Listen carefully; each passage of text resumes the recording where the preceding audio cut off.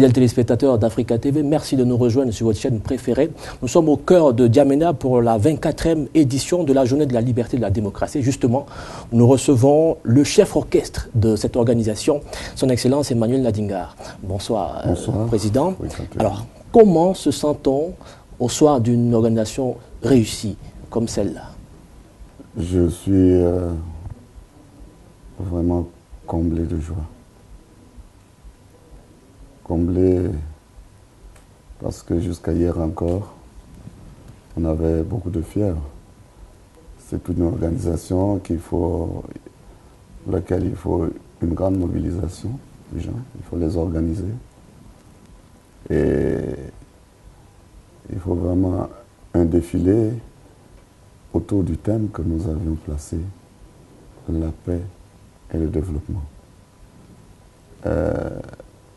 Nous voulions prendre la mesure de l'adhésion de toute la population au processus de la démocratie chez nous, avec tous les résultats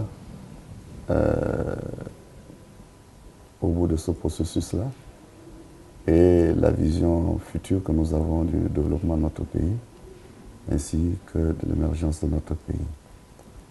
Et le grand défilé de ce matin est une réponse à cet élan, c'est une réponse à cette demande. Et nous nous sommes sentis vraiment comblés de savoir que la population tchadienne veut consolider la paix et est prête, engagée dans le processus de développement de son pays. Revenons justement sur le choix du thème paix et développement. Ce n'est pas un choix fortuit. On a l'impression finalement que le Tchad est un îlot finalement, et réserve, c'est une terre bénie parce que épargnée par l'instabilité chronique qui règne par exemple en Afrique centrale. Est-ce que c'est le cas? Le Tchad a connu presque une quarantaine d'années d'instabilité. Plusieurs guerres l'ont fragilisé, au point où à un moment donné, on parlait du Tchad comme un État néant. Et il a fallu qu'après le 1er décembre 1990, avec le processus démocratique mis en place, qui a mis fin à un régime de dictature. Autour de ce processus qui a connu une liberté d'opinion, une éclosion des partis politiques, des associations, donc la libre expression. Dans ce dialogue qui s'est construit, les Tchadiens, sur le plan politique, organisés dans la majorité et l'opposition, ont trouvé une plateforme d'accord qui leur a permis de mener le processus avec des élections qui ont eu lieu. Et dans cette entente et dans ces débats, le Tchad est arrivé à se stabiliser. Aujourd'hui, la paix qui est passée par la main tendue du président de la République, l'implication des partis politiques dans un cadre de dialogue politique, l'implication des communautés telles que les communautés religieuses dans un dialogue interreligieux, c'est autant d'actions qui ont permis que le Tchad retrouve son unité, que le Tchad retrouve au travail dans ce processus de la coexistence pacifique et que le Tchad ramène, enfin les Tchadiens comprennent que ce qui vaut la peine aujourd'hui, c'est la lutte contre la pauvreté. Et autour de ce combat-là, les Tchadiens s'expriment sur ce qui est acquis et sur ce qui est insuffisant et qui peut contribuer à améliorer la situation. Nous sommes dans un processus dynamique. Et donc, ayant pris conscience de cette évolution Et sachant aussi que, comme vous le dites, le Tchad est un îlot de paix aujourd'hui, avec tous les pays pratiquement à ses frontières, qui sont dans une instabilité certaine en ce moment. Et donc, ayant connu cette situation, nous pensons que le Tchad doit conserver cet acquis-là avec beaucoup de soin, doit consolider la paix. Et comme vous le savez, le Tchad, ayant cette expérience, ne le souhaite pas pour ses voisins ni pour d'autres pays. C'est pour ça qu'il va vers les pays qui le sollicitent pour les accompagner dans un processus de paix quand il y a lieu. Et donc, nous pensons qu'il faut consolider cet acquis. Et maintenant que nous allons vers l'exploitation de nos propres ressources, il faut se concentrer à cet effort-là également vers le développement de notre pays, voir la vision du chef de l'État de l'émergence de notre pays à l'horizon 2025. L'un des grands enjeux de cette cérémonie de ce matin, c'était aussi la capacité du Tchad à organiser des manifestations de grande envergure. De nombreux téléspectateurs africains ont pu voir des défilés hauts en couleur. Est-ce qu'aujourd'hui on peut dire, vous avez le sentiment que le sommet de l'Union africaine qui se tient en juillet, qui est véritablement cher au président Idriss Déby Itno, peut se réaliser dans de bonnes conditions? Oui, j'ai le sentiment. L'organisation que vous avez vue c'est fait avec des ressources moindres que celles que nous utilisons à l'intérieur du pays. Nous pensons que c'est une question d'homme. La question d'organisation, c'est d'abord une question d'homme.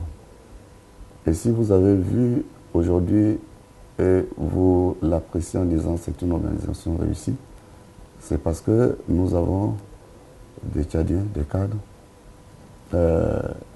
qui prennent à cœur le problème et sont capables, n'est-ce pas, de travailler dans leur milieu, mobiliser et conscientiser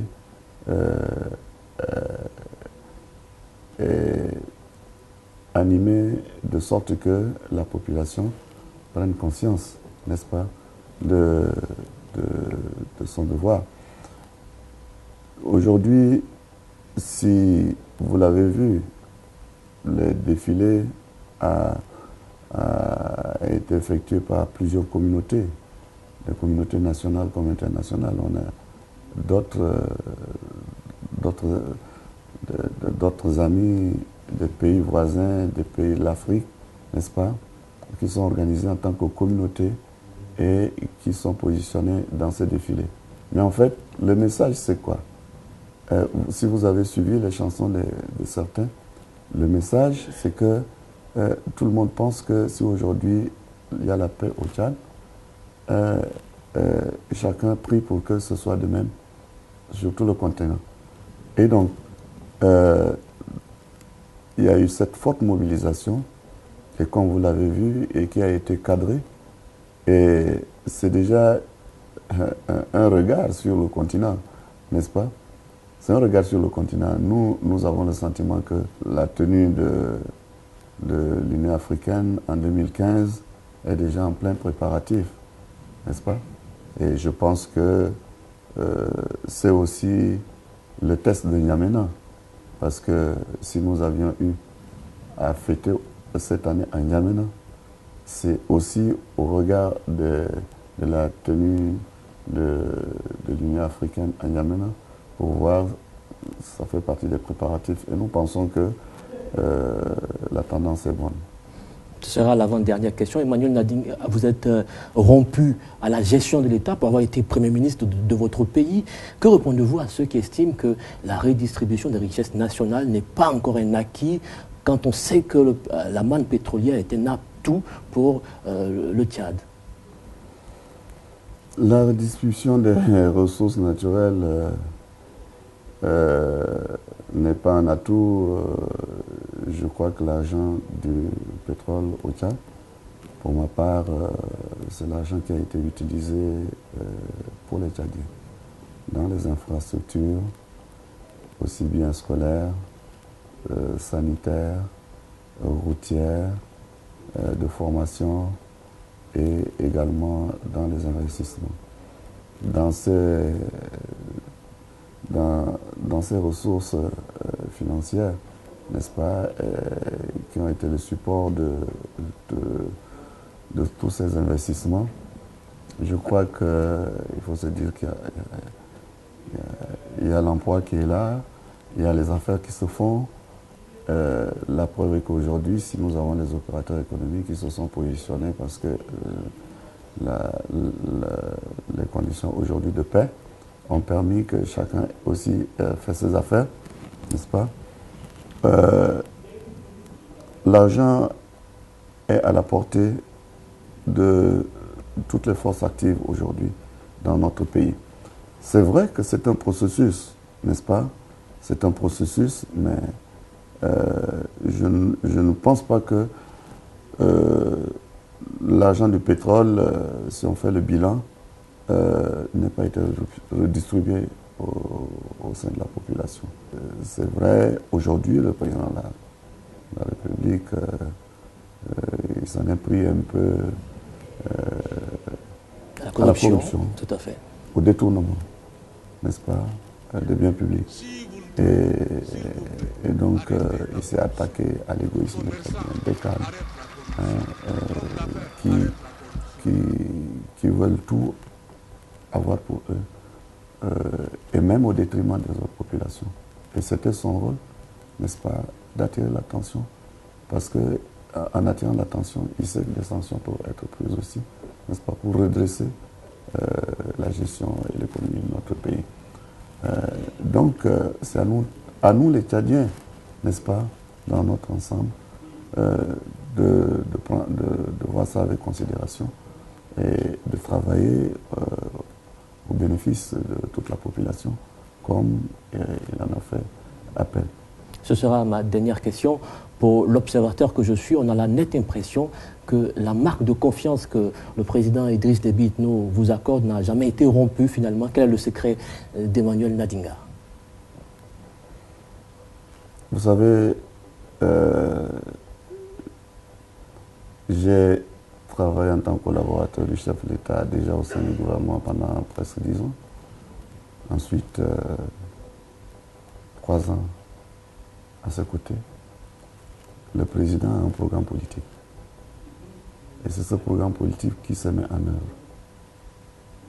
Et pour ma part, j'estime que chaque fois que je suis en poste, c'est une mission que j'ai. Et j'essaye d'être à l'écoute et de travailler le plus honnêtement possible, autant que faire se peut, n'est-ce pas? Et donc, j'essaie d'accomplir ma mission autant que je peux. Le reste, c'est le président qui sait dans quelle mesure il apprécie mon travail ou pas. Mais je me fie au programme que le président mène. Et je travaille en toute confiance dans ce programme-là. Parce que je fais de ce programme mien aussi. N'est-ce pas?